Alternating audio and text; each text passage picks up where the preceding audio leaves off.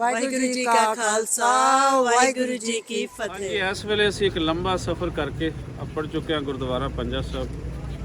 ਪੰਜਾ ਸਾਹਿਬ ਉਹੀ ਅਸਥਾਨ, ਉਹੀ ਗੁਰਦੁਆਰਾ ਸਾਹਿਬ ਜਿੱਥੇ ਬਾਬਾ ਨਾਨਕ ਸਰਕਾਰ ਦਾ ਪੰਜਾ ਵੀ ਲੱਗਿਆ ਹੋਇਆ ਔਰ ਵਲੀ ਕੰਦਾਰੀ ਦੀ ਪਹਾੜੀ ਵੀ ਇੱਥੋਂ ਨਜ਼ਰ ਆਉਂਦੀ ਹੈ। ਸੋ ਸਾਰਾ ਕੁਝ ਦਿਖਾਉਂਦੇ ਆ ਤੁਹਾਨੂੰ। ਚੱਲਦੇ ਹਾਂ ਪਹਿਲੇ ਗੁਰਦੁਆਰਾ ਸਾਹਿਬ ਦੇ। ਆਓ ਜੀ, आओ जी चलिए। ਉੱਤਰ ਲੈਣ ਤੋਂ ਉਹਨਾਂ ਨੂੰ ਸਵਾਲ ਕਿੰਨਾ ਸਾਲ ਹੈ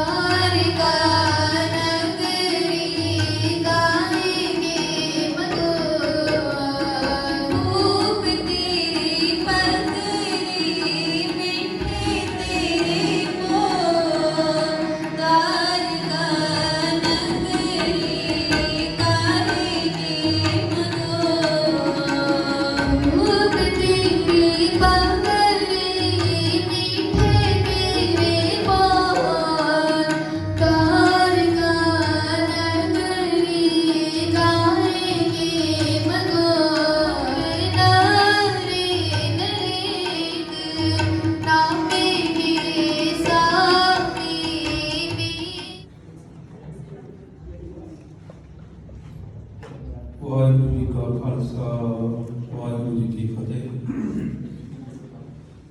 ਗੁਰੂ ਪਿਆਰੇ ਸਾਧ ਸੰਗਤ, ਜਿਸ ਸਥਾਨ ਤੇ ਬੈਠੇ ਹੋਏ ਉਹ ਸਥਾਨ ਮਹਾਨ ਸਥਾਨ ਗੁਰਦੁਆਰਾ ਪੰਜਾ ਸਾਹਿਬ। ਸਾਹਿਬ ਸ੍ਰੀ ਗੁਰੂ ਨਾਨਕ ਦੇਵ ਮਹਾਰਾਜ ਜੀ 1521 ਦੇ ਵਿੱਚ ਇਸ ਸਥਾਨ ਤੇ ਆਏ ਸਨ। ਭਾਈ ਮਰਦਾਨਾ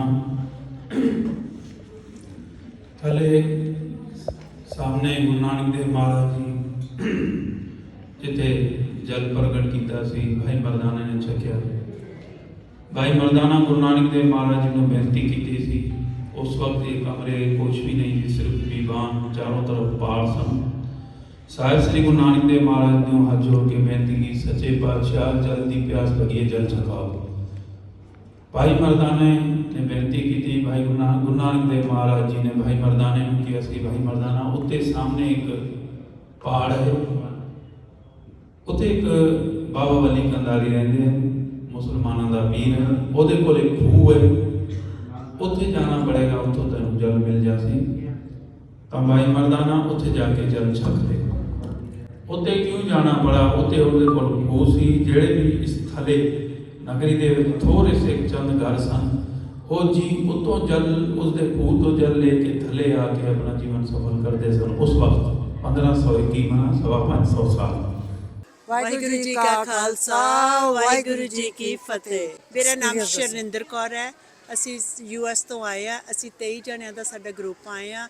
ਬਾਬਾ ਜੀ ਦੀ ਬਹੁਤ ਮਿਹਰ ਹੋਈ ਆ, ਜਿਹੜੀ ਮਿਹਰ ਦੇ ਨਾਲ ਅਸੀਂ ਸਾਰੇ ਇੱਥੇ ਸੀ, ਸਾਰੇ ਗੁਰਦੁਆਰੇ ਦੇ ਦਰਸ਼ਨ ਹੈ। ਹੁਣ ਅਸੀਂ ਪੰਜਾ ਸਾਹਿਬ ਆਏ ਹੋਏ ਆ ਐਂਡ ਬੜੀ ਸ਼ਾਂਤੀ ਮਨ ਨੂੰ ਮਿਲ ਰਹੀ ਹੈ ਸਾਨੂੰ ਇੱਥੇ ਆ ਕੇ। ਵਾਹਿਗੁਰੂ ਜੀ ਕਾ ਖਾਲਸਾ, ਵਾਹਿਗੁਰੂ ਜੀ ਕੀ ਫਤਿਹ।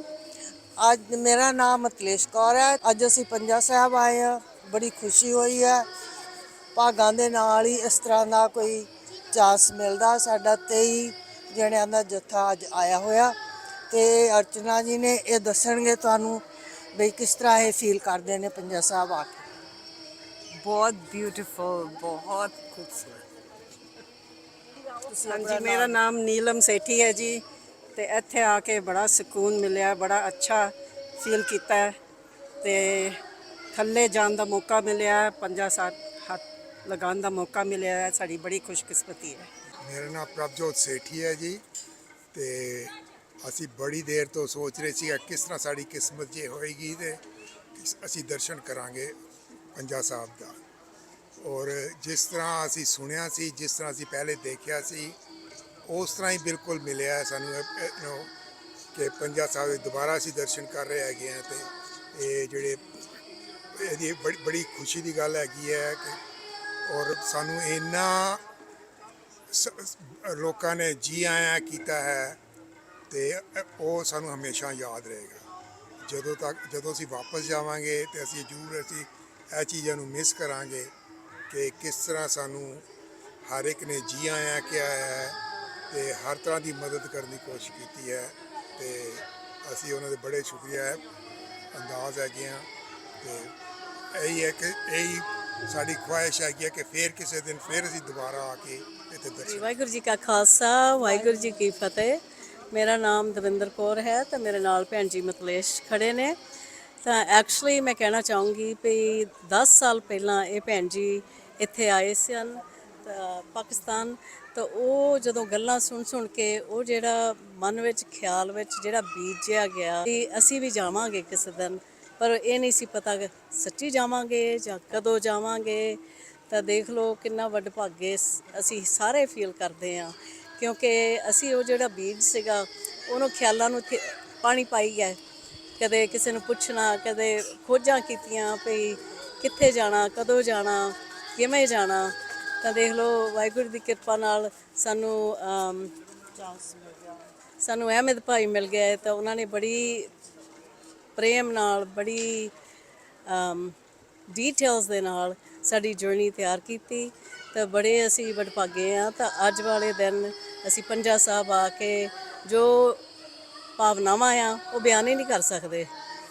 ਜਿੰਨਾ ਅਸੀਂ ਫੋਟੋਆਂ 'ਚ ਜਾਂ ਵੀਡੀਓ 'ਚ ਦੇਖਿਆ ਆ, ਦਰਸ਼ਨ ਕੀਤਾ ਆ, ਉਹ ਤਾਂ ਕੁਛ ਵੀ ਨਹੀਂ ਗਾ। ਜਿਵੇਂ ਹੁਣ ਜਦ ਆਪਾਂ ਆਏ ਹਾਂ ਤਾਂ ਵਰਡਸ ਹੈ ਹੀ ਨਹੀਂ ਡਿਸਕ੍ਰਾਈਬ ਕਰਨ ਨੂੰ। ਸੋ ਵਾਹਿਗੁਰੂ ਜੀ ਕਾ ਖਾਲਸਾ, ਵਾਹਿਗੁਰੂ ਜੀ ਕੀ ਫਤਿਹ।